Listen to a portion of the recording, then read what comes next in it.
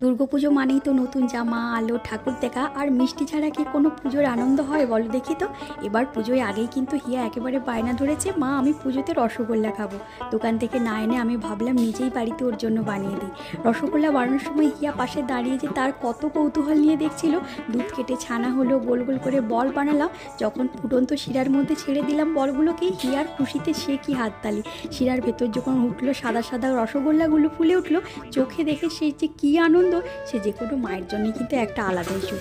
1 litre দুধ খেতে ছানা বের করেছি, ভিনেগার দেওয়ার পরে কিন্তু ঢাকা দিয়ে দিলে ছানাটা খুব ভালো কাটে।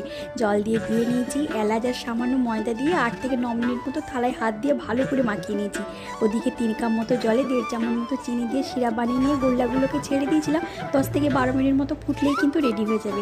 আচ্ছা, তোমাদের বাড়িতেও কি এবারে পুজোয় ছোটরা রসগোল্লা খাবে বলে বায়না ধরেছে? তাহলে একবার কিন্তু এইভাবে আমার মতো বাড়িতে রসগোল্লা বানাও, খুব ভালো খেতে হয় কিন্তু।